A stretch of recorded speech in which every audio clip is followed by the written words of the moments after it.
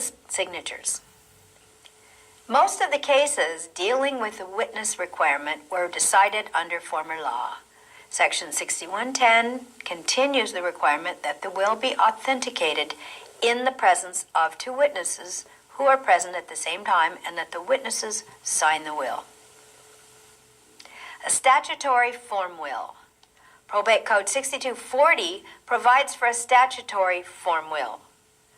Any person over the age of 18 and of sound mind may execute a statutory form will. The form of the statutory will is set forth in an appendix to 6240. Many commercial versions are available, and it can also be obtained from the California State Bar's website at www.calbar.ca.gov. A statutory will still requires two witnesses and can be amended by codicil or revoked in the same manner as other wills. By the way, as you recall, a codicil, definition of a codicil is any change made to a will. A holographic will, finally. A holographic will is a will entirely in the handwriting of the testator. Under Probate Code 6111, a will that does not comply with the requirements of 6110 may still be valid if the signature and the material provisions of the will are in the handwriting of the testator. Unlike a regular will, a holographic will does not require witnesses. Under former law, a holographic will had to be dated. Now the law does not require this directly. The new law also allows some information in a holographic will to be in something other than handwriting, such as filling in blanks in a form. Section 6111 allows a holographic will to be a combination of the testator's own handwriting and part of a commercially printed form will. Succession.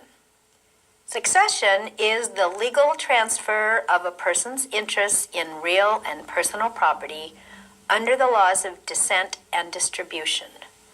The decedent is referred to as an intestate and is said to die intestate. The law of intestate succession is what governs the transfer of property from a decedent to an heir when the decedent fails to dispose of the property by will. Succession is largely governed in California by the Probate Code. If there is a surviving spouse, that spouse is entitled to a 1/2 share of the community property, which is discussed in more detail below. The decedent's separate property, or non-community property, is governed by a series of either-or provisions, depending upon whether the intestate decedent left a surviving spouse only or a surviving spouse and children, and if neither of those, other relatives according to degree. The following chart shows these possibilities with regard to the separate property. If you look at your notes, you'll see a distribution chart. On your chart, you'll see that a surviving spouse only gets all the separate property. If there's a surviving spouse and one child, 1/2 goes to the surviving spouse and 1/2 to the child. If there's a surviving spouse and a parent or parents, 1/2 goes to the surviving spouse and 1/2 to the parents. If there is a surviving spouse and 2 or more children, or one child and the issue or descendants of any deceased child or children, 1/3 of the separate property goes to the surviving spouse and 2/3 to the children. If there is no surviving spouse, Probate Code 240 provides that the property shall be divided into as many equal shares as there are living members of the nearest generation of issue. Issue means descendants of the testator. Probate Code 6402 also sets forth the order of inheritance among any surviving relatives, from parents through nieces and nephews. If there are still no surviving relatives, then the property can pass to the next of kin, nearest blood relatives of the decedent who do not fall into one of the earlier categories. If no one meets these requirements, it can then be distributed to the parents or other close relatives of a predeceased spouse. Adverse possession. In California, actual ownership of real property can be acquired by adverse possession. Requirements to acquire ownership through adverse possession. Open possession, some assertion of control such as fencing or use. Notorious possession, such as a reasonable owner of the property would otherwise recognize. Continuous for a 5-year time period. The adverse possessor must pay the property taxes on the disputed property for the entire 5 years of the disputed claim. The requirements for adverse possession are the same as for easement by prescription, if you recall, with the additional requirement of payment of taxes. The difference being actual ownership is acquired through adverse possession, while easement by prescription allows the use of the property. Another requirement is hostile, not with the original owner's permission, use of the property. The adverse possessor must claim the title with some reasonable claim of right. In addition, the adverse possessor will have to file a lawsuit to quiet title against the person who, until that point, had valid title to the property. A lawsuit to quiet title is necessary to extinguish ownership rights of the owner of record. Transfer. Property is acquired by transfer when, by an act of the parties or law, title is conveyed or transferred from one person to another by means of a written document.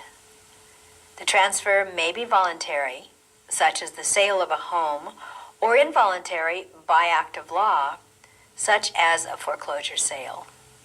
Real property may be transferred, otherwise known as alienated, by private grant, public dedication, or operation of law. That would be a court action. A grant deed. In California, the grant deed is the most frequently used and most powerful instrument to transfer title. The parties involved in the grant deed are the grantor, that would be the giver, and the grantee, the receiver. A grant deed must have a granting clause as well as 2 implied warranties by the grantor.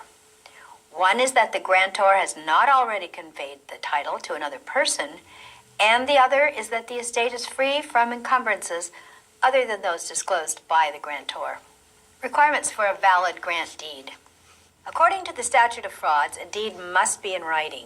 The grantor must be competent to convey the property, in other words, not a minor or incompetent. The property must be adequately described, but it does not require a legal description. A common description such as property address would be fine. Words of granting such as grant or convey must be included. The deed must be executed or signed by the grantor. The deed may be signed by a witnessed mark X. The deed must be delivered to and accepted by the grantee to be valid. A legal description. In California, it's not a requirement for a deed to use a legal description. The real property must be adequately described so that it is clear which parcel of land is being conveyed. However, as a practical matter, it is better to use a legal description that identifies the parcel more specifically, such as a meets and bounds description or by reference to a recorded plat map.